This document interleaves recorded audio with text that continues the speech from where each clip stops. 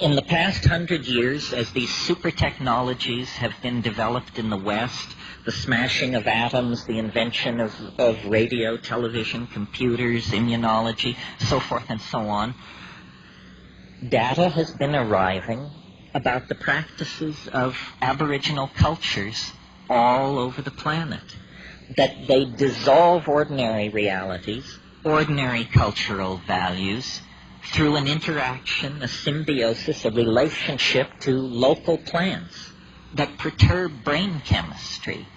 And in this domain of perturbed brain chemistry, the cultural operating system is wiped clean.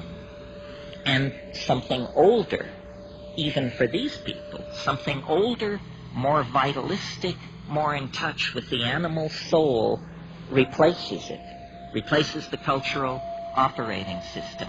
Something not determined by history and geography, but something writ in the language of the flesh itself. This is who you are. This is true nakedness. You are not naked when you take off your clothes. You still wear your religious assumptions, your prejudices, your fears, your illusions, your delusions. When you shed the cultural operating system, then essentially you stand naked before the inspection of your own psyche. Desmond Morris called it the naked ape. And it's from that position, a position outside the cultural operating system, that we can begin to ask real questions about what does it mean to be human, what kind of circumstance are we caught in, and what kind of structures, if any, can we put in place to assuage the pain and accentuate the glory and the wonder that lurks waiting for us in this very narrow slice of time between the birth canal and the yawning grave. In other words, we have to return to first premises. So I've been thinking about this a lot, and at first it seemed to me only a metaphor, this phrase, culture is your operating system. But because I travel around a lot and get that jolting experience frequently of, let's say, leaving London on a foggy evening and arriving in Johannesburg 14 hours later to a sweltering day in a city of 14 million on the brink of anarchy, I get to change my operating system frequently. And so I notice the relativity of these systems. And some work for some things and some for others. For instance, if you are a positivist, if you're running Positivism 4.0, you can't support UFOs. Positivism 4.0 does not support UFOs. If, on the other hand, you're running your Rancha book 5.1 as your operating system, UFOs and a number of other things can get in through the door. That is what we would technically say is a more tolerant operating system, or its plug-in support special effects denied the positivist. Well, it's fun to think this way because it shows you that you don't have to be the victim of your culture. It's not like your eye color or your height or your gender. It's fragile. It can be remade if you wish it to be. And then the question is, well, how does one download a new operating system?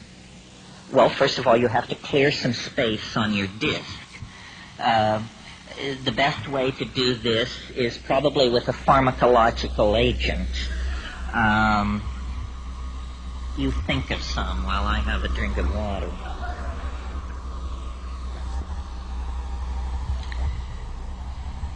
Psilocybin is an excellent disc cleaner. You can put a lot of things in the trash and have them just disappear with a psilocybin upgrade.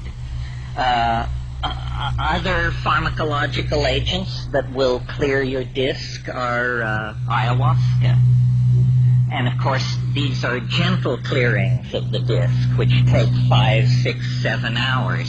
If you're in a hurry to dump that old data and leap right into the new operating system, click on the button marked dimethyltryptamine. A compressed disk erasure will immediately be downloaded, unstuffed, bin-hexed, implemented, installed, run, and you will find yourself with an entirely different head.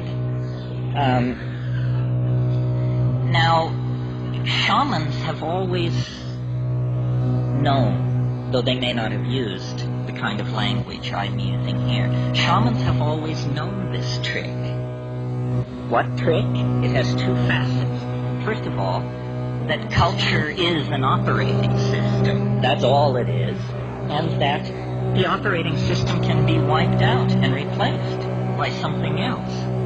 So, in essentially, what's going on among shamans and those who resort to them for curing and counseling and so forth is somebody's running a slightly more advanced operating system than the customer. The shaman is in possession of certain facts about plants, about animals, about healing, about human psychology, about the local geography, about mojo of many different sorts that the client is not aware of. The client is running culture light. The shaman paid for the registered and licensed version of the software and is running a much heavier version of the software than the client. I think we should all aspire to make this upgrade. It's very important that you have all the bells and whistles on your operating system. Otherwise, somebody is going to be able to get a leg up on you. Well, what's wrong with the operating system that we have? Consumer capitalism 5.0 or whatever it is. Well, it's dumb. It's retro. It's very non-competitive. It's messy. It wastes the environment. It wastes human resources. It's inefficient. It runs on stereotypes. It runs on a low sampling rate, which is what creates stereotypes. Low sample rates make everybody appear alike, when in fact the glory is in everyone's differences. And the current operating system is flawed. It actually has bugs in it that generate contradictions. Contradictions such as we're cutting the earth from beneath our own feet. We're poisoning the atmosphere that we breathe. This is not intelligent behavior. This is a culture with a bug in its operating system that's making it produce erratic, dysfunctional, malfunctional behavior. Time to call the tech. And who are the techs?